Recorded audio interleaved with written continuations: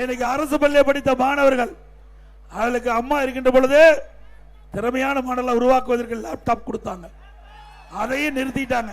மீண்டும் அதிமுக ஆட்சி பிறகு நம்முடைய மாணவ செல்வங்களுக்கு லேப்டாப் கொடுக்கப்படும்.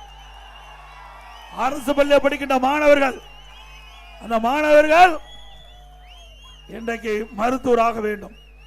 அரசு பள்ளி படிக்கின்ற பெரும்பாலான மாணவர்கள் ஏழை தொழிலாளி, ஏழை விவசாயி, இப்படி நடத்துகிற குடும்பத்தை சேர்ந்தவர்கள் அரசு பள்ளியை படிக்கின்றார். அந்த மாணவருடைய கனவு நனவாக என்பதற்காக 7.5% உள்ளிடஒதுக்கீடை கொண்டு வந்து அதிமுக ஆட்சியில் சட்டம் இயற்றப்பட்டு அமல்படுத்தப்பட்டு இன்றைய தினம் 2818 பேர் இந்த திட்டத்தின் மூலமாக மருத்துவ கல்வி கிடைச்சிருக்குது. இன்றைக்கு காலையில் ஆலோசனை கூட்டம் திருப்பூர் மாநகரத்தில் நடந்தது. 9 மாணவர்கள் இந்த 7.5% இடஒதுக்கீட்டில் தேர்வாகி என்னிடத்தில் வந்து ஆசி வாங்கிட்டு போனாங்க.